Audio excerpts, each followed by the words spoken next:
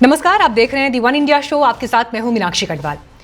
PM Narendra Modi प्रधानमंत्री बनने के बाद पहली बार यानी 11 साल बाद संघ मुख्यालय पहुंचे और उनके इस दौरे का बीजेपी के भीतर क्या मैसेज है, इंटरनल चर्चाएं क्या चल रही हैं, संघ के 100 वर्ष भी पूरे हो रहे हैं तो पीएम ने वहां जाकर संघ के कार्य और योगदान पर जो कहा, देखिए वो तो स्वाभाविक है, लेकिन जो राजनीति को गरमा रहा है वो है संजय राउत का बयान। संजय राउत ने कहा कि पीएम अपने उत्तराधिकारी के बारे में डिस्कस करने के लिए संघ मुख्यालय गए। 75 साल पर सक्रिय राजनीति से मार्गदर्शक मंडल भेज देने की जो रवायत पीएम मोदी के सत्ता संभालने के साथ बीजेपी के भीतर शुरू हुई, क्या अब पीएम खुद उस नियम को फॉलो करेंगे? और संजय राउत के बयान के बाद सवाल यह भी उठता है कि क्या संजय राउत के बयान ने बीजेपी के भीतर की बेचैनी और हलचल को हवा दे दी है लीडरशिप को लेकर, जो यूं तो अनुशासन के दायरे में सार्वजनिक बहस में दिखाई नहीं देती, मुंह सिले रहते हैं, बयानों में भी एक डेकोरम दिखाई देता है, लेकिन नेक्स्ट इन लाइन कौन है? और पॉलिटिकल एम्बिशन रखने वालों के लिए यह सोचना गलत भी नहीं। योगी आदित्यनाथ ने अभी हाल में एक पॉडकास्ट में पीएम बनने के सवाल पर यह कहा कि राजनीति मेरे लिए फुल टाइम जॉब नहीं और केंद्रीय नेतृत्व से कोई मतभेद नहीं। तो देवेंद्र फडणवीस कह रहे हैं कि हमारी ये परंपरा नहीं कि पिता के जीवित रहते हुए उत्तराधिकारी कौन होगा, इस पर बात करें। अमित शाह भी पहले कह चुके हैं कि पीएम मोदी पर 75 साल का नियम लागू नहीं होता। लेकिन सवाल तो फिर ये है कि आरएसएस भी क्या यही सोचता है? और अगर नहीं तो अपना उत्तराधिकारी क्या पीएम मोदी खुद चुनेंगे? आरएसएस का क्या रोल होगा? और ये फैसला भारत की राजनीति की दिशा कैसे और किस हद तक बदलेगा? और इस विषय पर डिबेट के लिए आज हमारे साथ पैनल में खास मेहमान मौजूद हैं। हमारे साथ बीजेपी से आलोक वत्स जी हैं, कांग्रेस पार्टी से सुजाता पॉल जी हमारे साथ आ गई हैं, शिवसेना यूबीडी से किशोर तिवारी जी आज पैनल में जुड़ रहे हैं, सीनियर जर्नलिस्ट प्रेम कुमार जी बातचीत में हमारे साथ मौजूद हैं, और पॉलिटिकल एनालिस्ट, लेखक, आरएसएस मामलों के जानकार रतन शारदा जी आज इस बातचीत में हमारे साथ जुड़ रहे हैं। शुरुआत में सबसे पहले यहाँ पर किशोर तिवारी जी आपके साथ करना चाहूंगी। बड़ा इंटरेस्टिंग है ये जिस तरह का स्टेटमेंट संजय राउत जी ने दिया है। मैं आपसे जानना चाहती हूँ, संजय राउत जी के पास ऐसी कौन सी इन्वेस्टिगेटिव एजेंसी है, ऐसा कौन सा सिस्टम है उनके पास इंफॉर्मेशन का कि उन्हें पता है कि आरएसएस मुख्यालय में मोदी जी के बीच और आरएसएस प्रशासन के बीच क्या बातचीत हुई है, रिटायरमेंट पर चर्चा हुई है? जो खबर पत्रकारों के पास नहीं है वो खबर संजय राउत जी के पास कहां से पहुंच जाती है? मीनाक्षी जी, उन्होंने कयास लगाया कि भाई नागपुर में ये बात चल रही है कि उत्तराधिकारी तो चुनना पड़ेगा, क्योंकि उन्होंने ही लाल कृष्ण आडवाणी जी, मुरली मनोहर जोशी जी, गोविंदाचार्य जी, ऐसे भाई कई लोगों को उन्होंने मार्गदर्शन मंडल में भेजा। तो अब वो 75 साल पूरे कर रहे हैं तो वो भी रिटायरमेंट लेंगे, तो उन्होंने अपना इस्तीफा सौंप दिया होगा। वैसे संघ मैं बहुत नजदीक से जानता हूँ, क्योंकि मैं आरएसएस से बहुत दिनों तक जुड़ा रहा और अभी मैं आरएसएस से स्वयंसेवक की हूँ। तो एक जो कार्य पद्धति अपनाई मोदी शाह जी ने, उससे बहुत लोग नाराज है, और ऐसी कार्य पद्धति आरएसएस को कभी भी नागवार गुजरेंगी नहीं। कौन नाराज और ये है? सब कहीं किसी ने कुछ बोला तो है नहीं, कहीं कोई स्टेटमेंट, कौन नाराज है? भैया जी जोशी कह रहे हैं कि औरंगजेब कोई मसला नहीं है, और मोहन भागवत जी महीने में एक बार तो अभी उनको सिखा ही रहे हैं। तो मोदी जी जिस प्रकार के एजेंडा को रन करना चाहते हैं वो सब गलत है। मैं अभी बता रहा हूं, नाराजी बहुत ज्यादा है। नड्डा जी का कई जगह अध्यक्ष चुना नहीं जाना 8 महीने से, ये क्या चल रहा है? ऊपर से अभी भी 7 राज्यों के चुनाव होना बाकी है। मैं बता रहा हूं कि जैसे संजय जोशी की री एंट्री थी, उस पर भी ये किया है। देखो, 11 साल के बाद इनको समय मिला और ऊंट पहाड़ के नीचे उतरा और उसने अपनी चरण यहाँ लगाए। इसके पहले वो नागपुर कितने बार आए, लेकिन उन्होंने किसी से बात करने की जरूरत नहीं समझी।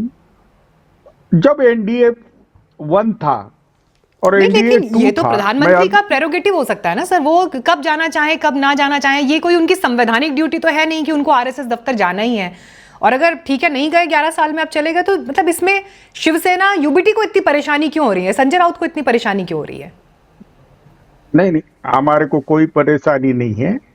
हाँ, हमने बोला कि भाई अब मोदी जी रिटायर हो रहे हैं, तो मोदी जी के जो पर्याय आएगा वो देश में विकास की नई गंगा बहाएगा ठीक है। और आलोक आरएसएस बस से जी, नजदीक ठीक है आएगा। सर। तो किशोर तिवारी तो बड़े खुलकर कह रहे हैं, देखिए ऐसा लग रहा है कि उनको फिलहाल अपनी शिवसेना से ज्यादा चिंता बीजेपी की है कि बीजेपी में आगे उत्तराधिकारी कौन होगा, कमान कौन संभालेगा।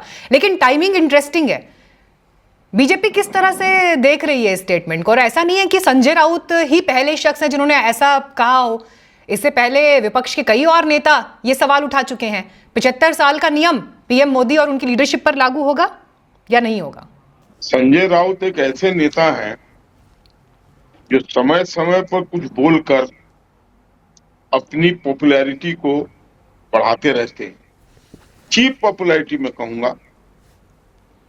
तो उनको चिंता होनी चाहिए कि उनके दल से लोग खिसक खिसक के कहां चले गए और कहां जा रहे हैं। तो वो ज्यादा टाइम वो स्पेंड कर रहे हैं कि बीजेपी में क्या होने वाला है, बीजेपी का अगला भविष्य क्या होगा। अरे उनको ये पता होना चाहिए कि बीजेपी विश्व की सबसे बड़ी पार्टी है, यहाँ नेताओं का कार्यकर्ताओं का अंबार है, चाहिए एक तो मिलते हैं 10। हम तो तय कर लेंगे कि अगला प्रधानमंत्री कौन होगा अगर उसकी जब वक्त आएगा या उसकी जब जरूरत समझेंगे। लेकिन आज की डेट में जिस मोदी को देश जानता है, 11 साल से अनवरत 18 घंटे राष्ट्र को आगे बढ़ाने में निरंतर लगे हुए हैं, तो 40 साल और 50 साल का नौजवान उनके सामने में नहीं टिकेगा। अगर स्टेमिना की बात की जाए, वर्किंग स्टेमिना की, नहीं तो आडवाणी जी क्या कम काबिल थे जब वो अपनी एज में थे, जिस समय उन्हें मार्गदर्शक मंडल पर भेजा गया? मुरली मनोहर जोशी जी क्या कम काबिल थे? क्या वो उस समय इस तरह की लीडरशिप नहीं रखते थे? इस लीडरशिप का तत्व क्या उनके भीतर नहीं था जिसका जिक्र आज आप प्राइम मिनिस्टर के लिए कर रहे हैं? अगर अगर अगर अगर लोग समझेंगे, अगर हमारे वैचारिक संगठन समझेगा, तो ये भी रिटायर होंगे, ये भी मार्गदर्शन मंडल में चले जाएंगे। क्या बात है, कोई मार्गदर्शन मंडल में जाने से कोई बीजेपी तो नहीं रुकी ना, बीजेपी तो चलती रही, निरंतर चलती रही और अपने कार्यों की बदौलत सारे राज्यों में फैलती रही।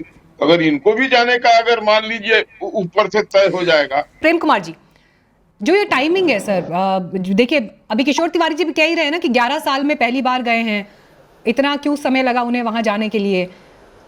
पीएम के इस दौरे को डिकोड करने के अलग अलग पहलू हैं, लेकिन 75 साल वाली बात जब जब होती है प्रधानमंत्री के लिए तो विपक्ष तो बड़ा एग्रेसिवली उस पर रिएक्ट करता है। लेकिन इस बयान की टाइमिंग क्या मायने रखती है? जी, टाइमिंग को देखें मीनाक्षी जी, तो लोकसभा चुनाव से पहले, लोकसभा चुनाव के बाद ही स्थिति में बदलाव आया है। जब अपने दम पर बहुमत का आंकड़ा न रह गया, बैसाखी हो गई, तो उसके बाद ही दूसरों को बोलने के अवसर मिले। और फिर से 75 साल वाला समय भी इसलिए रिकॉल हो रहा है क्योंकि मोदी रिजीम में ताकत घटी है, ये सबसे बड़ा कारण है। 11 साल में अगर पहली बार जा रहे हैं तो तब जा रहे हैं जब मोदी जी की शक्ति, राजनीतिक शक्ति कमजोर हुई है पहले से, इससे पहले नहीं गए थे। तो ये परिस्थिति लगती है। लेकिन मैं देख रहा था कि भाई जिस दिन मोहन भागवत जी की छठी हो रही होगी जन्म के बाद में, उस दिन नरेंद्र मोदी जी का जन्म हो रहा था। 11 और 17 सितंबर इतने का फर्क है, साल वही है। तो उम्र तो मोहन भागवत जी की भी 75 है, मोदी जी की भी 75 है। मोहन भागवत जी तब तक नहीं कुर्सी छोड़ सकते जब तक कि वो खुद न चाहेंगे। अलग बात है, एक संवैधानिक पद है और एक गैर संवैधानिक एक संगठन का पद है। लेकिन जब मोहन भागवत जी के एंड से आरएसएस से मार्गदर्शक का सवाल उठेगा तो ये सवाल भी स्वतः उठेंगे, दोनों बातें उठेंगी। 75 साल किसी अपोजिशन ने तो दिया नहीं कि आप रिटायर हो जाइए। इन्होंने इनका खुद का बनाया हुआ नियम है। बहुत सारे जिनमें पोटेंशियल था, सुमित्रा महाजन जी जैसे नेता, जिनको और भी जिनका पॉलिटिकल लाइफ बचा हुआ था, मुरली मनोहर जोशी जी का भी उस समय बचा हुआ था, उन सबको पॉलिटिकल लाइफ कट शॉर्ट हुआ। तो आज मोदी जी अपने लिए उस पैमाने से क्यों हट रहे हैं, ये प्रश्न उठ रहा है। अलग बात है कि मोदी जी ये सोचे कि हम नॉन बायोलॉजिकल हैं, मेरे लिए क्या मायने रखता है उम्र, जब हम नॉन बायोलॉजिकल हैं, तो ऐसे वो सोच सकते हैं, उनका व्यक्तिगत उनकी धारणा हो सकती है, लेकिन चूंकि उनकी बनाई हुई नियम है, उनके बनाए हुए नियम है, तो उस हिसाब से प्रश्न बनता है, चाहे प्रश्न संगठन के भीतर से पूछे जाए या संगठन के बाहर से पूछे जाए। जी सुजाता जी, मैं लगातार मुस्कान देख रही हूँ आपके चेहरे पर, बहुत कुछ है आपके पास कहने के लिए। एक बात तो मुझे जरूर कहनी है कि मोदी जी के बनाए हुए नियम कायदे, क्या मोदी जी उन पर चलने वाले हैं, ये तो समय बताएगा। लेकिन मोदी जी को शायद उनकी जगह बता दी है आरएसएस ने, क्योंकि आरएसएस के बारे में जेपी नड्डा जी ने क्या कहा था कि अब भारतीय जनता पार्टी बड़ी हो गई है, अब उन्हें आरएसएस की जरूरत नहीं है, माता पिता जो भी कह लीजिए भाजपा के। लेकिन जिस तरीके से हमने देखा कि मोदी जी को इस बार 11 साल के बाद जाना पड़ा और पब्लिकली ये दिखाना पड़ा, क्योंकि खबरें तो ऐसे पहले भी आई थी एक बार कुछ महीने पहले कि वो गए, मगर जो नॉन बायोलॉजिकल है, जो 400 पार की बात करता था, जो अपने आप को विश्व गुरु मानता था और सबसे ऊपर अपने आप को समझता था, और जिन्होंने ये पहली बार किया कि भारतीय जनता पार्टी की किसी भी राज्य में सरकार रही हो, भारतीय जनता पार्टी जब केंद्र में एनडीए के रूप में आई हो, तब आरएसएस के लोग आके रिव्यू करा करते थे मंत्रियों के कार्यों को, उसको खत्म कर दिया अगर किसी ने तो वो मोदी जी थे। मोदी जी, और मैं ये भी मानती हूं कि एक लेवल पर ये प्लान भी था दिखाने का कि दोनों का आपस में कुछ झगड़ा सा हो रहा है, फिर अंदर से वो रीच आउट भी करते थे। लेकिन अब ये मामला कुछ ज्यादा ही बिगड़ गया, क्योंकि अब 75वें साल के बाद तो उनका जाना निश्चित है, उनको रिटायर होना है, और जिनको उन्होंने दूर रखा सत्ता से अब तक, यानी कि भैया जी जोशी, उनके बारे में कहा जा रहा है कि उनको बनाना चाहती है आरएसएस भारतीय जनता पार्टी का अध्यक्ष। तो ऐसी तमाम बातें आ रही हैं, और ये बात तो सच है कि मोदी जी नॉन बायोलॉजिकल कहते कहते अब धरती पर आ गए, क्योंकि मैंने वो जो तस्वीरें देखी ना, जब वो स्मृति मंदिर में जाकर झुक रहे हैं, फिर उसके बाद वो बाबा साहेब को भी याद करने के लिए दीक्षा भूमि पे जा रहे हैं, जबकि पूरे देश में त्राही मची हुई है। अगर आप उत्तर प्रदेश और उत्तराखंड को देखो, वहां पे नाम बदलने की होड़ चल पड़ी है। जिस तरह से औरंगजेब के मामले को कितना बढ़ा चढ़ाकर इस वक्त पूरे देश में देखा जा रहा है, ये बात साफ है कि मोदी जी का खुद का भी कंट्रोल खत्म हो गया है। और यहां एक दूसरा एंगल भी है, वहां पर आरएसएस में ये बात तो साफ कर दी गई होगी कि अगर कोई बनेगा प्रधानमंत्री मोदी जी के बाद, तो उसमें नहीं होगा नाम एक व्यक्ति का, और वो होगा अमित शाह का। और ये बात आपने जो तस्वीरें देखी है उससे साफ होती है, क्योंकि हमारे को तो जो दिख रहा है हम उसी से एनालाइज करेंगे। तो हमारे को ये दिख रहा है कि अमित शाह का नंबर कट गया, और मोदी जी अपनी जान बचा रहे हैं कि भैया अगर मेरे को रिटायर करोगे, मार्गदर्शक मंडी में भेजोगे, तो कोई ऐसा पोस्ट दे दो राष्ट्रपति का या कोई, जहां पे मैं सुरक्षित रहूं और मेरे पास एक प्रोटेक्शन कवर रहे। जी जितनी भी आपने देखिए विरोध में बातें की हैं, मैं आपका वैचारिक मतभेद तो समझ सकती हूँ कांग्रेस पार्टी का, और कांग्रेस पार्टी के प्रवक्ता जिस अंदाज में बात कर रहे हैं, लेकिन प्रणब मुखर्जी भी तो गए थे ना संघ मुख्यालय, कार्यक्रम में शामिल हुए थे, और प्रणब मुखर्जी का वहां शामिल होना अपने आप में उस समय कितनी बड़ी चर्चा का विषय था, और कितनी बड़े, मतलब मैं नहीं जानती अगर प्रणब मुखर्जी से बड़ा कोई कांग्रेसी इस टाइम पर आप दिखा दें जो दिल से कांग्रेसी और वैचारिक विचारधारा के आधार पर जो कांग्रेसी, अगर उन्हें आरएसएस से परहेज नहीं, तो आज जब कांग्रेस पार्टी इस स्टांस पर चलती है तो ये फिर थोड़ा तो विरोधाभास दिखाता है। सुजाता जी, नहीं देखिए मीनाक्षी जी, मैंने कहीं पे भी आरएसएस की कोई बुराई करी है, लेकिन अब करूंगी क्योंकि आपने मुझसे ये बात पूछी। लेकिन कांग्रेसियों की बात भी बताऊंगी। नहीं, आरएसएस की बुराई मैं समझ सकती हूँ आपसे, जब आपके नेता राहुल गांधी जब खुले मंच से आरएसएस पर तमाम तरह के आरोप लगाते हैं, तो आपका वो कहना समझ में आता है। मैंने इसीलिए शुरू में कहा कि आपका वैचारिक मतभेद मैं समझ सकती हूँ, लेकिन फिर प्रणब मुखर्जी की जो लेगेसी रही है, कांग्रेस पार्टी में जो उनका स्थान रहा है, और जो पुरानी कांग्रेस रही है उसमें जो उनका स्थान रहा है, उससे भी तो इनकार नहीं कर सकते ना। तस्वीर का एक पहलू ये भी है। मैं आपको वही बताने की कोशिश कर रही हूं कि जब गोलवालकर जी को और सावरकर जी को अरेस्ट करा गया था महात्मा गांधी जी की हत्या के आरोप में, उसके बाद जब उन्हें कोर्ट से बरी किया गया, तो निश्चित तौर पर प्रथम प्रधानमंत्री जवाहरलाल नेहरू जी ने जब बात करी थी सरदार पटेल से, तो सरदार पटेल का क्या कहना था कि वो विश्वास नहीं करते आरएसएस पर, वो विश्वास नहीं करते क्योंकि हिंदू महासभा ने मिठाइयां बांटी थी उस समय। लेकिन क्या नेहरू जी का स्टैंड था, नेहरू जी का ये कहना था कि ये भी हमारे ही देश के लोग हैं, भले ही इनकी विचारधारा अलग है, ये भटके हुए हैं, वापस आ जाएंगे। और उसी प्रकार से अगर इंदिरा जी को भी देखेंगे तो इंदिरा जी का हमेशा से सम्मान किया था आरएसएस ने, और आरएसएस का भी कभी उन्होंने इस तरीके से नहीं किया जैसे आरएसएस आज कांग्रेस पार्टी या हमारे नेताओं के साथ कर रही है। लेकिन समय के साथ साथ आरएसएस का जो स्वरूप बदला है और जिस तरीके से उन्होंने हमारे नेता, पूर्व के नेताओं को भी डिमीन किया है, उनको बदनाम किया, अपमानित किया, और संसद के अंदर खड़े होकर प्रधानमंत्री ने जिस प्रकार से किया, ये किसी भी भाजपा के नेता ने पहले नहीं किया। इसीलिए जो सम्मान अटल बिहारी वाजपेयी जी का था, वो सम्मान प्रधानमंत्री मोदी नहीं पा पाए। और हम क्या है, आरएसएस नहीं करती उनका सम्मान, ये तो साफ दिख रहा है जिस तरह के बयानात बची के। ठीक है रतन शारदा जी, देखिए बहुत सारी बातें अभी जब तक आप नहीं जुड़ पाए थे उस समय इस बीच हुई। मैं कांग्रेस पार्टी का जो वैचारिक मतभेद है या जो उनके आरोप है मैं वो सब समझ सकती हूँ,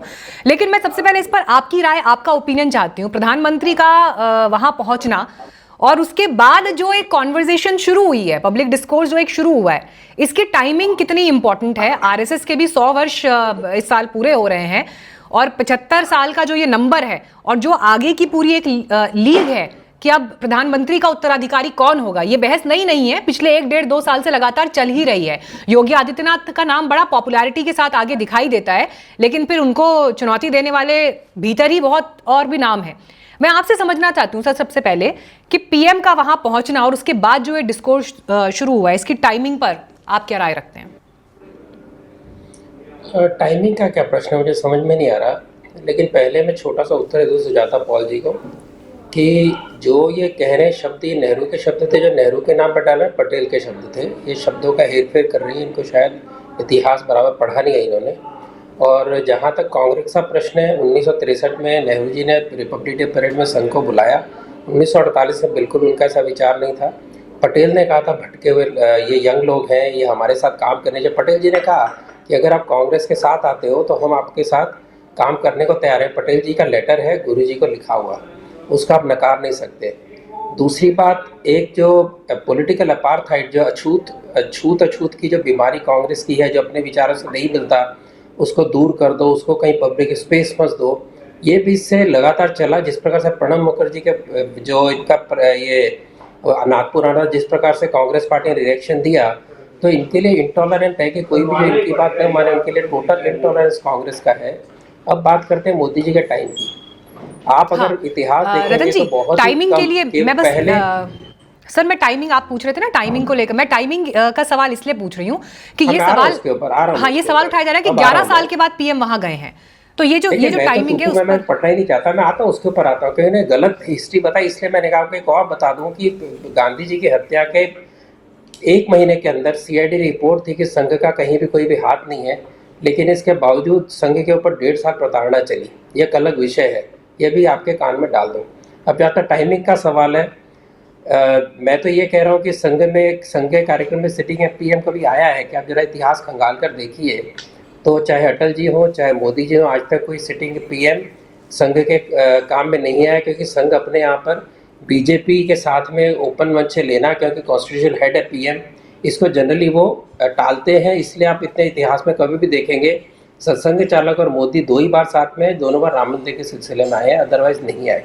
अब जहाँ तक सवाल है कि टाइमिंग, अगर 100 साल संघ के पूरे हो रहे हैं और एक संघ का प्रचारक जिसने आजीवन संघ से प्रेरणा ली, अगर वो आएगा, अब स्टेज पे नहीं आएगा तो कब आएगा? तीसरी बात, अगर उनके आने से संघ के और बीजेपी के कार्यकर्ताओं को खुशी मिली है तो आनंद की बात है, तो उसमें दूसरों की तकलीफ क्या, मुझे समझ में नहीं आता। और कईयों ने कहा वहाँ पर आके वो पीएम की बात करेंगे, वो जी प्रेसिडेंट की बात करेंगे। आजकल के तंत्र में, आजकल के जो सारे जो कम्युनिकेशन चैनल्स हैं, क्या उसका आपको लगता है कि उसके लिए नागपुर आना पड़ेगा? मुझे समझ में नहीं आता कि किस तरह की अटकलबाजी की जा रही है। नागपुर को आएगा कि बात करने के लिए, सारे backdoor channel, front door channel, telephone, सब तरह की चीजें मौजूद हैं, तो उसके अंदर क्यों कोई इस प्रकार से आएगा? ये इंटरेस्टिंग, लोगों को बताने के लिए है कि जो आप बातें कर रहे हैं कि संघ और बीजेपी में दूर है, ऐसी दूरी कोई नहीं है, बताने के लिए वो अगर आए होंगे तो भी ठीक है सर। इस पॉइंट में संघ और बीजेपी की टॉप लीडरशिप में, तो भी ठीक है, संघ और बीजेपी की टॉप लीडरशिप के मतभेद वाले बिंदु पर मैं अभी आऊंगी, लेकिन किशोर तिवारी जी, मैं चाहती हूं आप जरूर इस पर रिस्पॉन्ड करें। बड़े देखिए खुलकर कह रहे हैं रतन शारदा जी कि कम्युनिकेशन के इतने मीन्स है। चलिए अगर जो संजय राउत जी के इंफॉर्मेशन है उसी के आधार पे मान ले कि अगर ये भी पूछना है तो वो तो फोन कॉल पे हो जाएगा, मुलाकात में हो जाएगा, मतलब उसके लिए संघ के मुख्यालय पहुंचने की क्या जरूरत है उनको। तो बड़ा ही नॉन सीरियस अप्रोच में दिया गया बयान मान रहे हैं वो किशोर तिवारी जी। हमने तो देखो, रतन शारदा जी हो या वत्स जी हो, इन्होंने ये नहीं बोला ना कि मोदी जी अपने ही बनाए हुए नियम को तोड़कर 75 साल के बाद वो इसी को पंतप्रधान बोल के कंटिन्यू रहेंगे। क्या वो बड़ा मन करके अपना उत्तराधिकारी चुनेंगे? ये प्रमुख विषय है। हमने बोला मोदी जी ये बड़े शब्द के पक्के हैं। उन्होंने जो नियम बनाए सार्वजनिक जीवन में कि भाई 75 ये अच्छी उम्र है, तो वो खुद रिटायर होते या नहीं होते। तो जब वो संघ मुख्यालय आए तो उन्होंने अपने उत्तराधिकारी के बारे में चर्चा की और अपना उत्तराधिकारी चुनने के लिए मोहन भागवत जी को कहा। लेकिन किशोर तिवारी जी, ये जो टॉप पोजीशन पर बैठे लोग हैं वो कब नियम बदल देते हैं, इससे तो शिवसेना को तो अच्छे से इसकी जानकारी होनी चाहिए। बाला साहब ठाकरे ने भी तो कहा था ना पद नहीं लेंगे कभी, लेकिन फिर बीजेपी के साथ आपकी पूरी बगावत ही चीफ मिनिस्टर पद के लिए हो गई कि ठाकरे परिवार से चीफ मिनिस्टर होगा। अरे बाला साहब ठाकरे तो कभी कांग्रेस से हाथ नहीं मिलाते, कभी भी कांग्रेस से हाथ नहीं मिलाते। अरे मीनाक्षी जी, बाला साहब ठाकरे ने सार्वजनिक जीवन में कभी सत्ता का पद नहीं लिया, उनके बच्चे ने लिया, ये इतिहास है। तो चलो अभी मैं बता रहा हूं आपको कि क्या मोदी जी अपने ही बनाए हुए नियम को तोड़ते या रखते हैं। इस पर बीजेपी के और रतन शारदा जी भी बोले। बाला साहब ठाकरे की विरासत को, सर किशोर तिवारी जी एक बार सुन लीजिए, बाला साहब ठाकरे की विरासत को जो अपने कंधों पर लेकर चल रहे हैं, अगर वो ही उनका बनाया हुआ नियम तोड़ रहे हैं तो फिर ये सवाल तो फिर आपके लिए सही और मोदी जी के लिए गलत ये कैसे होगा? ये तो फिर विरोधाभास है, डबल स्टैंडर्ड है सर। अरे भाई, बाला साहब ठाकरे ने नियम अपने लिए बनाए थे और समय की जो मांग थी उसके हिसाब से उनके बच्चे को बनना पड़ा। लेकिन मोदी जी अगर अपने ही बनाए हुए नियम, जिसके सफरर खुद लाल कृष्ण आडवाणी सरी के नेता रहे, और मैं सुजाता जी, आपने बोला भैया जी जोशी तो मेरे बहुत करीबी है, वो टीचर थे, अभी वो कोई सत्ता के पद में नहीं है। जो बीजेपी के अध्यक्ष बनाने के लिए चर्चा हुई थी वो मेरे साथ ही इंजीनियरिंग में पढ़ते थे, संजय जोशी, जो संगठन मंत्री बोलकर अपना जीवन पूरा दिया उन्होंने। और उत्तर प्रदेश हो या गुजरात हो, जो सत्ता दिख रही है उसके वो उन्होंने ही सत्ता लाई है। तो संजय जोशी का और मोदी जी का कुछ टकराव हुआ, उसके बाद संजय जोशी जी ये हाशिए पे चढ़ गए। तो संजय जोशी का जो वनवास है वो दूर हो, इसके लिए बात होगी, ऐसी चर्चा थी। लेकिन मुझे जो मेरे सूत्र, मैं नागपुर में ही रहता हूं, और मेरे सूत्रों ने बता दिया कि मोदी जी ने 2 टूक संदेश दे दिया है कि मुझे अब सत्ता से छोड़ना है और मेरा उत्तराधिकारी आप चुनिए। तो नितिन गडकरी जी को उत्तराधिकारी बोल के चुने जा रहा है, ऐसी मेरी खबर है। और रतन शारदा जी एक अच्छा आदमी, कहाँ से ये खबरें आ रही हैं सर? अच्छा ये खबरें कहाँ से आ रही हैं? मतलब ये खबरें कहाँ से आ रही है सर? हमें भी थोड़ा सोर्स कुछ तो जानकारी दे दीजिए, ऑफ रिकॉर्ड दे दीजिए चाहे, लेकिन ये कहाँ से ये खबरें आ रही हैं? मीनाक्षी जी, एक तो संजय राउत जो है ना, वो बहुत मेधावी प्रवक्ता है, लेकिन मैं जो बोलता हूँ ना, अरे यार रतन शारदा जी इतना मत हंसो, कितने दिन के बाद तिवारी जी सभी हंस रहे हैं इस टाइम पर। देखिए पॉलिटिकल डिस्कोर्स में एक बयान देना, एक कहते हैं ना रिपल छोड़ना पानी के अंदर, वो एक अलग बात होती है, और मुद्दे की बात हुई है वो अलग होती है। हाँ रतन शारदा जी, संजय राउत कहता है कि हराम डैश डैश डैश, ये इसका मतलब मिस्चीवियस है, उसको ये कहते हैं बड़े मेधावी हैं। मैं हराम शब्द के आगे लगाऊंगा नहीं, उन्होंने कहा बड़े मेधावी, क्योंकि उन्होंने कहा इसका मतलब तो शरारती होता है। ऐसे संजय राउत है, रोज को पुछल्ला छोड़ते हैं। शिवसेना को डुबाने में अगर किसी का सबसे बड़ा हाथ है मिस्टर संजय राउत का है। अभी किशोर जी कह ही नहीं रखते कि पार्टी इनकी बदली है, उनके साथ है अभी। अगर ये दूसरी तरफ होते, उनको आज 4 बातें संजय राउत के ये भी सुनाते वो पत्रकारिता के नाम पे धब्बा है। किशोर जी खुद पत्रकार है, इसलिए मैं कह रहा हूँ। जहां तक अंदर की खबर है, कोई भी जहां पे केवल मोदी जी का, एक मिनट, आपका जो कहना था आपने कहा, मैंने कहा, मैं कहा, उसमें क्या हो गया? आप कहते ना हंसे क्यों, इसलिए मैं हंसा। दूसरी बात, जिस कक्ष में केवल सरसंघ चालक, टिप्पणी नहीं, निजी नहीं टिप्पणी उन पे टिप्पणी क्या की? अगर संजय राउत गलत पत्रकार है तो है, उन्होंने अगर कहा हराम डैश डैश इस शरारती, कहा, कोई मैंने तो नहीं कहा ना, ये उन्होंने कहा ना। इसको आप मानते हैं पत्रकारिता दर्जा है ये? प्लीज टेल मी, उसका क्या पर्सनल टिप्पणी है? कैसी पर्सनल टिप्पणी है? नहीं ये किशोर जी सारी पर उसके पर्सनल अंदर मत है। कीजिए, मैं ये बोल रही हूँ। कब मैंने की? मैंने कब की? मैंने कहा आप अच्छे पत्रकार हैं। मैंने कहा आप अच्छे पत्रकार हैं। टिप्पणी अच्छी है कि बुरी है बताइए मुझे। मैंने कहा अच्छे पत्रकार है। मेरे पास उनके मेल आते हैं उनके न्यूज के, बहुत अच्छा लिखते हैं वो। मैंने तो ये कहा उनको। आप कहते पर्सनल टिप्पणी अच्छा बोलो तो भी खराब है, गलत बोलो तो भी खराब है। अब जहां तक सवाल है, अपना वक्तव्य पूरा करिए। Who am I to judge? I'm nobody to judge. सरसंघ चालक और मोदी जिस कक्ष में है उसके अंदर किशोर तिवारी जी के पर्सनल जासूस बैठे हैं। मुझे समझ नहीं आता, संजय जी का कहीं भी नाम नहीं था। कहां से ने नाम उछाला, कहां से नागपुर उनको पहुंचा दिया, मुझे नहीं पता। ठीक है, इसलिए कोई भी जर्नलिस्ट कह सकता है मेरे सूत्र है, मेरे सूत्र है, लेकिन आसपास के दो लोग हैं, सवा किसी को पता नहीं। वो किशोर जी को किसी उड़ते कौवे ने बता दी मेरे लिए। ठीक है प्रेम कुमार जी, अभी पत्रकारों पे बड़ी बात हो गई है। हाँ, किसके पास क्या सोर्स है, कहां से जानकारी आ रही है, आपकी टिप्पणी सर इस पर। धुआं क्या आग के बगैर है सर? देखिए, दो लोगों के बीच, याद होगा शिवसेना और बीजेपी के मामले में किसको मुख्यमंत्री बनाया जाए, जो बातचीत हुई थी वो भी दो लोगों के बीच ही हुई थी। और उसके बाद ये नतीजा हुआ कि शिवसेना अलग हो गई, महाविकास अघाड़ी का जन्म हुआ। ये सब भी दो लोगों के बीच से ही बातचीत निकली। कई बातें इस चर्चा में आई, जैसे प्रणब मुखर्जी का आपने जिक्र किया। प्रणब मुखर्जी निश्चित रूप से राष्ट्रपति जब बने तब कांग्रेस में थे, और जब कांग्रेस की सत्ता चली गई उसके बाद भी वो राष्ट्रपति रहे। तो उसके बाद उनका कुछ पॉलिटिकल जो स्टैंड रहा, आरएसएस की यहाँ जाना, नागपुर जाना, ये सब आप दो तरह से देख सकते हैं। कांग्रेस में जब राष्ट्रपति रह गए तो कांग्रेसी नहीं रह गए, वो गैर कांग्रेसी हो गए, फिर देश के हो गए। फिर उनका अपना एक स्टैंड रहा, वो सोच से विचलन भी माना जा सकता है और भी दूसरे तरह से देख सकते हैं। दूसरी बात यह है कि जो इस विमर्श में ये भी आया कि बीजेपी अपना मार्गदर्शक मंडल के लिए जो तय करती है, आरएसएस के सहयोग से ही तो तय हुआ था 75 साल। तो 75 साल की सीमा पर आज चुप क्यों है नरेंद्र मोदी जी? क्या वाकई ये है नॉन बायोलॉजिकल है, इसीलिए उन पर 75 साल का वोट नहीं लगेगा कि दूसरों पर लगेगा और मोदी जी एक्सेप्शन है? ये सवाल इसलिए पब्लिक डोमेन में आता है, इसलिए दूसरों को दर्द होता है जो बोलते हैं, वो दर्द नहीं, ये सवाल आपका पैदा किया हुआ है, आपने तय किया है, और आप एक व्यक्ति को एक्सेप्शन दे रहे हैं तो लोग पूछेंगे ऐसा सवाल क्यों नहीं? आलोक वत्स जी, बहुत सारे सवाल आ गए हैं सर आपके पास। और देखिए, बड़ा खुलकर प्रेम कुमार जी ने ये स्टेटमेंट दिया कि किसी और का बनाया हुआ नियम तो है नहीं, आप ही का बनाया हुआ नियम है। अब चाल चरित्र चेहरे वाली पार्टी जो बड़ा खुलकर इस बात की वकालत करती है, तो नैतिकता के आधार पर तो फिर ये सवाल पूछा ही जाएगा।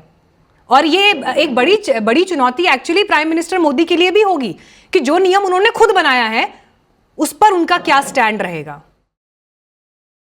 जब एक स्टेट्समैन कद की बात होती है, वहां उस लिहाज से ये मैं पूछ रही हूं। मीनाक्षी जी, ये कहना सही है प्रेम जी का कि उनके ही हमारे ही बनाए रूल है, लेकिन ये भी याद रखिए कुछ लोग they are exceptions to the rules.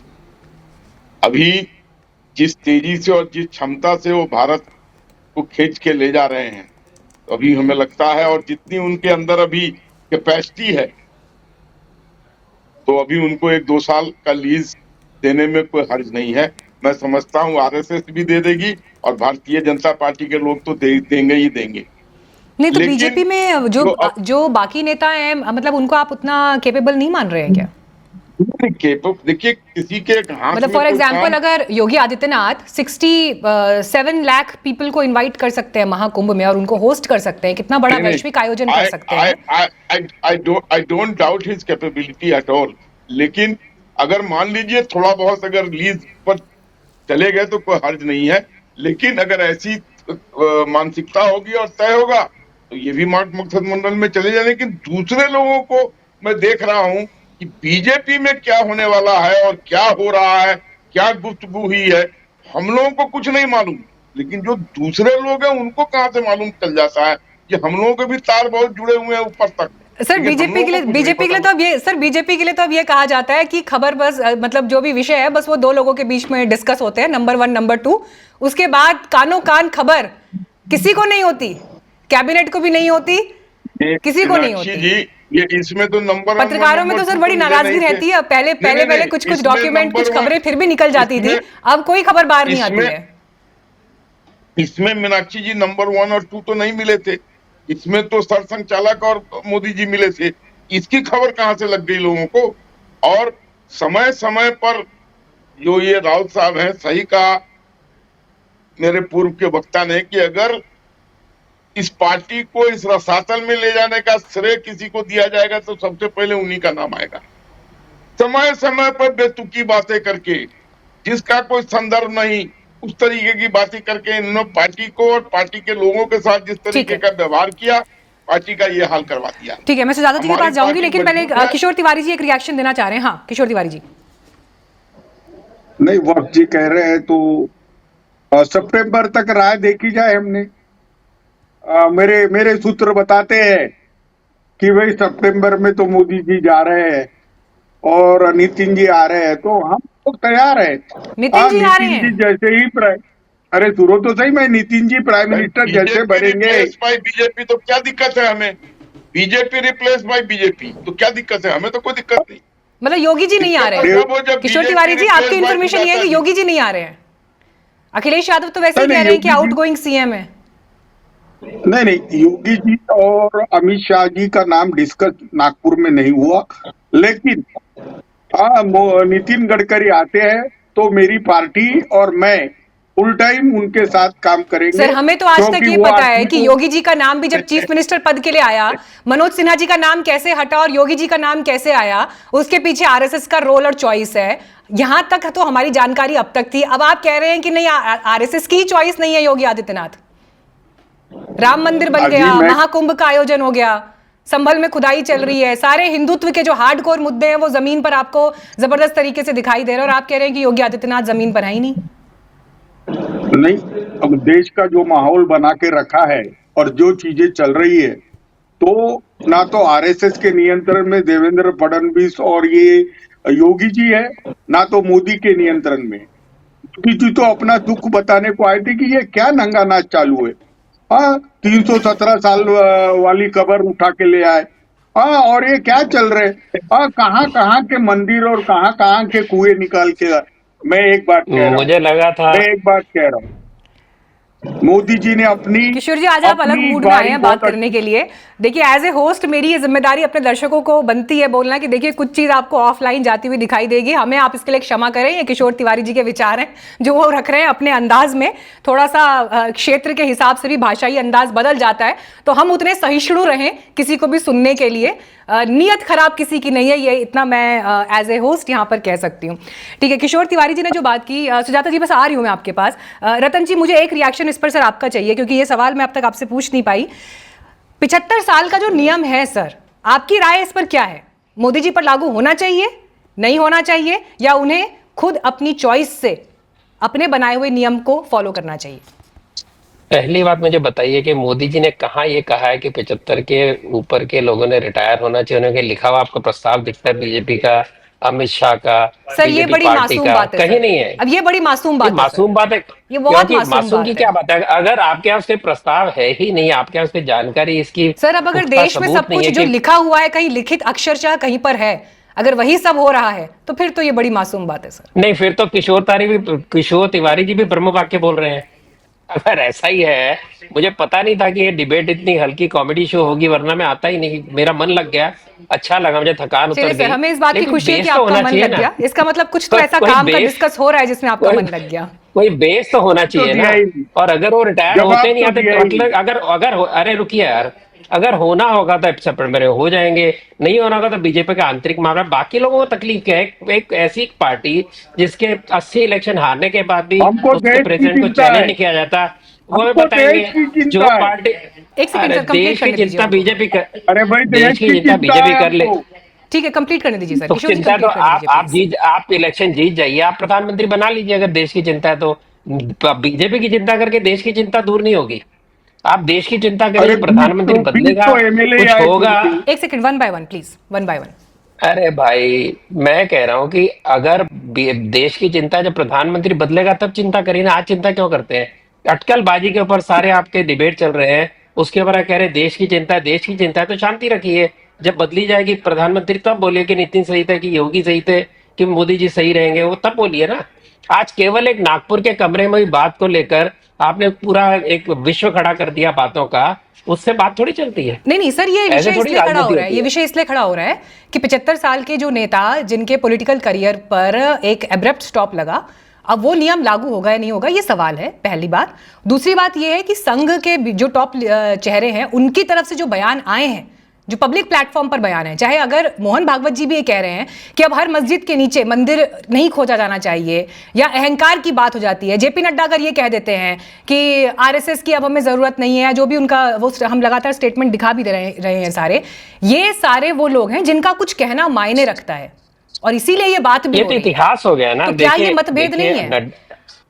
Nadda ji ने भी कहा था इतिहास बन गया उसके। तो 3 इलेक्शन के अंदर आरएसएस बीजेपी के सहयोग के लेके लोग बड़े परेशान है, 3 इलेक्शन हार गए जब आरएसएस के लोग बीजेपी के साथ काम कर रहे थे, तो इतिहास हो गया ना। अगर नड्डा जी ने कहा उसके बाद में इतिहास बना कि संघ और बीजेपी के लोग साथ काम कर रहे हैं, मतलब कहीं ना कहीं किसी न किसी मन में आया कि जो हमने कहा वह गलत था, साथ में काम करना, लोगों की हमने शंका हटानी राम है। मंदिर को बनाने का अहंकार हो गया तो जनता ने सबक सिखा दिया, ये तो 2024 की ही बात का बयान है ना, ये तो बहुत पुराना बयान नहीं है। नहीं, ये अहंकार तो आपने जोड़ा। उन्होंने कहा कि मोदी को अहंकार है, योगी को अहंकार है। सरसंघ चालक दिन में 5-6 स्टेटमेंट है सर, मैं एग्जैक्ट वो स्टेटमेंट बता रही हूँ आपको। सुन लीजिए, आप एक्सेप्ट नहीं करना चाहें अलग बात हो सकती है, पर जो एग्जैक्ट स्टेटमेंट है मैं आपको वो बता रही हूँ। मेरी बात करने दीजिए ना। देखिए, सरसंघ चालक दिन में 5-6 मीटिंग करते हैं, कम से कम एक उनका भाषण होता है। जिस मौके पे भाषण दिया उस मौके को देखिए, उस समय क्या हो रहा था। कोई प्रचारक के जीवन के बारे में बात हो रही थी, कोई सेवा के बड़े योगी के बारे में बात हो रही थी। उसके अंदर संघ में बार बार हमें कहा जाता है कि जो काम करते हो उसका अहंकार नहीं करना। मैं तो जिंदगी में यही सुनता आया हूँ। अगर वो आपको लगता है मोदी जी को कह के कही गई तो आपकी इच्छा है, मैं तो उसमें कुछ नहीं कर सकता हूँ। अगर आप सारे बयान पढ़ेंगी तो आपको 360 भाषण आपको मिलेंगे मोहन जी के। उसके अंदर कई बार उन्होंने कहा होगा कि सेवा कैसे करते हैं, संगठन कैसे चलाते हैं। ये मूल मंत्र है संघ का कि काम करना, उसका श्रेय लेना, उसका घमंड नहीं करना। और जिस जगह बोले, कोई पुस्तक के रिलीज में बोले, कोई प्रचारक के सत्कार में बोले, वहां के विषय को पूरा 40 मिनट सुनिए, उसमें एक वाक्य निकाल के बात मत करिए ना। 40 मिनट का भौतिक चला दीजिए अगर आपकी इच्छा है तो आपको पता चलेगा कि उसका सार क्या था। ठीक है, चलिए, शायद बिटवीन द लाइंस पढ़ने को आप सीरियसली नहीं ले रहे हैं, तो मैं समझ सकती हूँ आपकी ये मजबूरी, लेकिन हम तो फिर बिटवीन द लाइंस भी जो मैसेजिंग है, मीडिया का वो काम है उसको जाहिर करना, उसे हम उजागर भी कर रहे हैं। यहाँ पर अब सुजाता जी देखिए, जो अभी तक के डिस्कशन में बात निकलकर सामने आई है, कोई मजबूरी नहीं है 75 साल का नियम फॉलो करने की। खुद पार्टी के भीतर के लोग भी ये मान रहे हैं, कई और लोगों का भी ओपिनियन है, तो विपक्ष को फिर क्यों परेशानी होनी चाहिए? देखा जाए तो उनका इंटरनल मैटर भी है ना ये। देखिए, हम जहां तक परेशानी की बात है, ये इनका इंटरनल मैटर ही है। लेकिन अगर आप कांग्रेस के अंदर क्या होता है, वो उस हर बात पर आप चर्चा करेंगे भाजपा और आरएसएस वाले, और उसमें गलतियां ही निकालते रहेंगे। हम तो फिर भी गलतियां नहीं निकाल रहे हैं, हम तो बड़ी ऑब्जेक्टिवली अपनी बात कर रहे हैं। और याद करा दूं, आज एक बात तो साफ हो गई, रतन शारदा जी ने कह दिया कि ये शब्द पटेल के थे, यानी कि पटेल को आइकन इन्होंने बनाया, मगर सरदार पटेल इनके खिलाफ थे।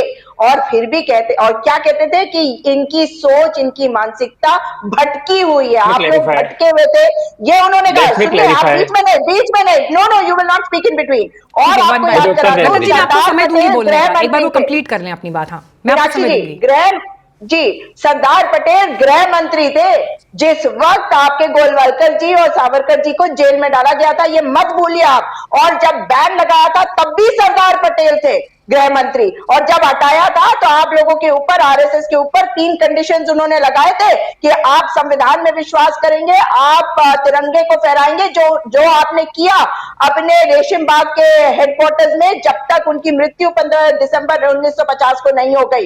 ये झूठ तो नहीं है ना? ये आप बता दीजिए।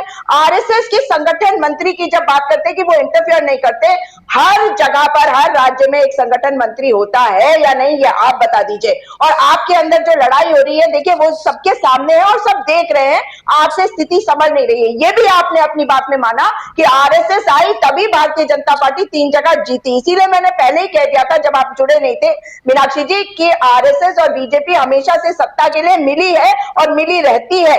और आप मुझे बताइए, अडवाणी जी 75 साल के हुए, वत्स जी, तो वो केपेबल नहीं थे? आप कैसी बातें कर रहे हैं? इतना बड़ा नेता आपने कह दिया कि उन्हें मार्गदर्शक मंडल में जाना चाहिए। नड्डा जी की बात को ये कह रहे हैं इतिहास हो गया, तो बोला तो था ना उन्होंने, और उन्होंने किस हैसियत से बोला था मैं जानना चाहती हूँ। और आखिरी बात कह रही हूँ कि मार्गदर्शक मंडली तो आपकी बन चुकी है, उसमें तो मोदी जी का नाम आ चुका है ना। बोलिए कि मैं झूठ बोल रही हूँ। मैं आखिरी बात कह रही हूँ कि इनके वेबसाइट bjp.org पे जाकर देख लीजिए, वहां पर नरेंद्र मोदी जी, अडवाणी जी, मुरली मनोहर जोशी जी और राजनाथ सिंह जी हैं। ये है वो पेज, देख लीजिए, bjp.org है, और इसमें ये मार्गदर्शक मंडल है।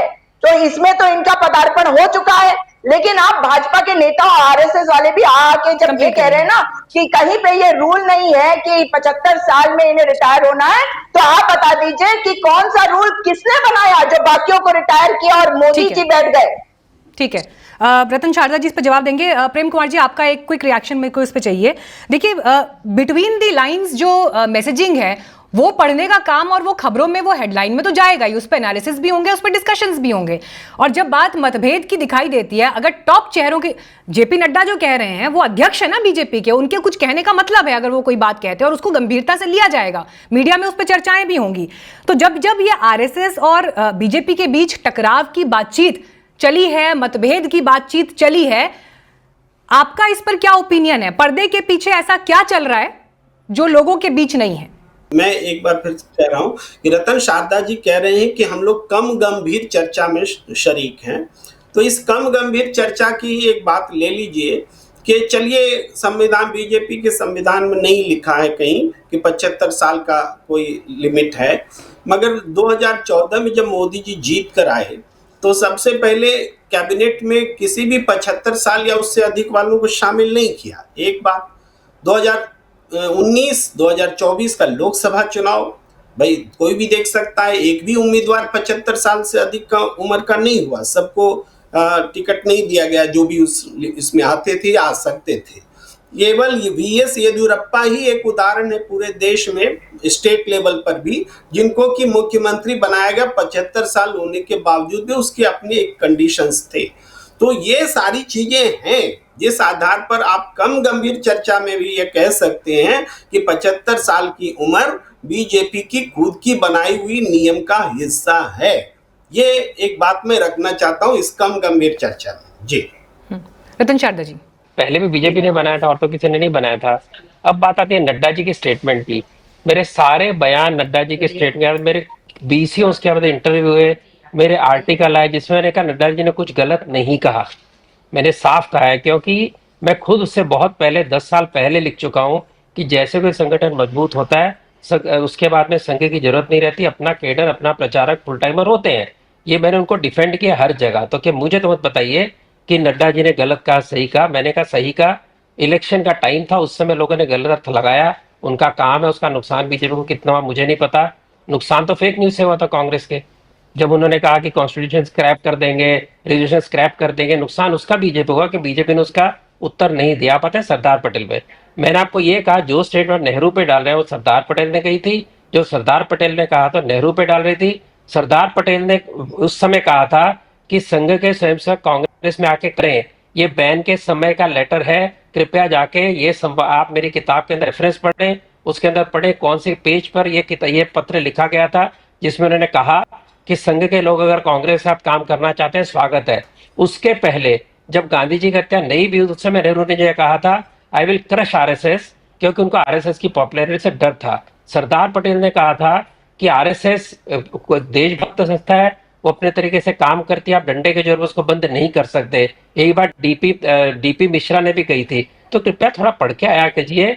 और जहां तक सवाल है, मैंने पहले भी कहा था सीआईडी की रिपोर्ट आ चुकी थी, उसका बावजूद बंद रहा। तीसरी बात, संघ के ऊपर केवल कॉन्स्टिट्यूशन की कॉपी देने की बात थी, जबकि कांग्रेस भी 14 साल बिना कॉन्स्टिट्यूशन के काम कर रही थी और कोई शर्त नहीं थी।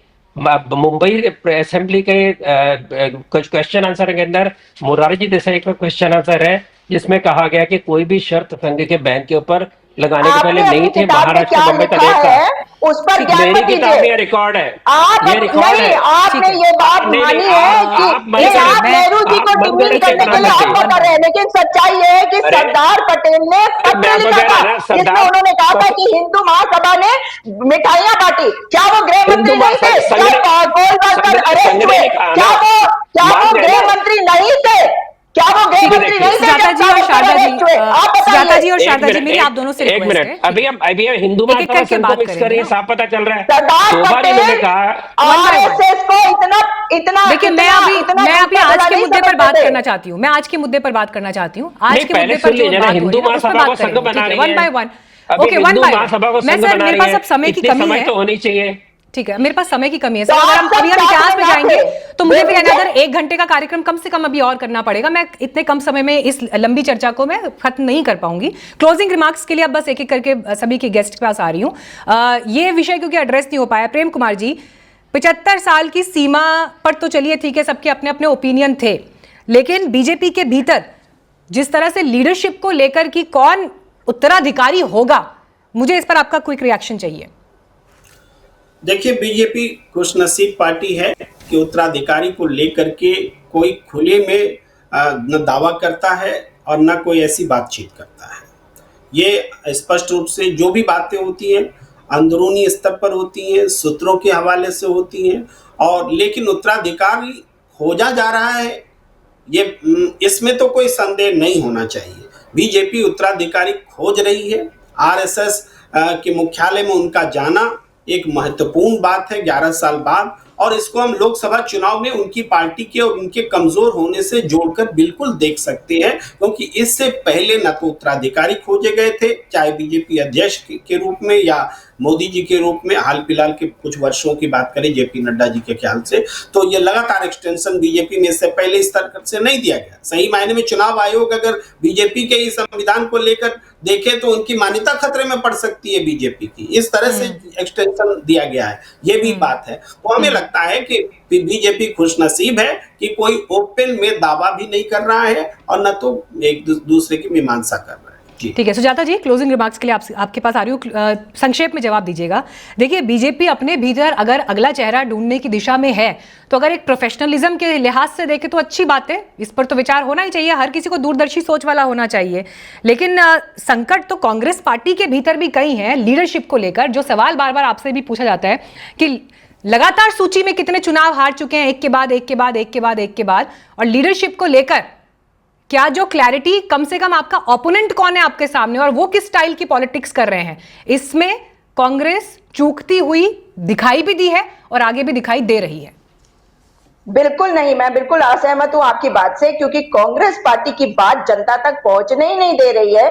आज का जो इकोसिस्टम है, जहां पर आप कॉन्स्टिट्यूशनल पोस्ट पर बैठकर अगर मीडिया को अपने हाथ में रखेंगे, जुडिशरी को अपने इन्फ्लुएंस करेंगे, तो कैसे जनता की बात होगी। और डेमोक्रेसी में यही होता है, और इसी कारण से आज आप देख रही हैं कि पूरे देश में भारतीय जनता पार्टी हो या आरएसएस, इनको खुद ही नहीं पता कि इन्हें करना क्या है। इनके चीफ मिनिस्टर्स पूरे के पूरे बदले जाते, तो लीडरशिप कहां है? आप ऊपर के 2 लोगों को बदल दीजिए ना, बाकी सब ठीक हो जाएगा। कांग्रेस पार्टी के नेता बिल्कुल क्लियरली हमारे सामने है। राहुल गांधी जी हमारे नेता है, खड़गे जी हमारे राष्ट्रीय अध्यक्ष हैं, और पूरा देश राहुल गांधी जी के साथ भारत जोड़ो यात्रा, भारत जोड़ो न्याय यात्रा में समर्थन। लेकिन सुजाता जी, देखिए, अभी आपने भी जब अपना वक्तव्य रखा तो आपने मल्लिकार्जुन खड़गे जी से पहले राहुल जी का नाम लिया कि राहुल जी हमारे नेता हैं, और उसके बाद आपने कहा कि अध्यक्ष का नाम तो फिर पहले आना चाहिए था ना। देखिए, राहुल जी पहले राष्ट्रीय अध्यक्ष भी सांसद है ना, जैसे आपकी पार्टी के बाकी और सांसद हैं, बाकी 99 सांसद और हैं, वैसे ही एक सांसद हैं वो भी। आप गलत बात कह रही हैं ना। आप गलत बात कह रही हैं, क्योंकि राहुल जी मल्लिकार्जुन खड़गे जी के पहले राष्ट्रीय अध्यक्ष बने थे। तो अगर बने थे तो उनका तो नाम पहले आएगा ना, उनका नाम बाद में कैसे आ जाएगा? तो राहुल जी से पहले तो कांग्रेस की पूरी लेगेसी है कि और कौन कौन अध्यक्ष रहे हैं। सुनिए नहीं, तो फिर बाकी अध्यक्षों का भी नाम गिनाइए। राहुल जी से पहले भी तो बहुत से लोग अध्यक्ष रहे हैं। नहीं, आपने मुझे आज के नेता के बारे में पूछा, मैंने बिल्कुल क्लैरिटी के साथ अपने नेता का नाम बताया, और पॉलिटिकल नेता और संगठन के नेता दोनों का नाम आज हमारे सामने है। क्योंकि पॉलिटिकली जब हम बात करेंगे तो राहुल गांधी जी ही हमारे पॉलिटिकली नंबर 1 के नेता है, इसमें कोई शक नहीं है। हमारे राष्ट्रीय अध्यक्ष हमारे संगठन के अध्यक्ष है, और राहुल जी उनके पहले अध्यक्ष बने थे, इसलिए उनका नाम पहले लिया जाना चाहिए भी, और ये जरूरी भी है।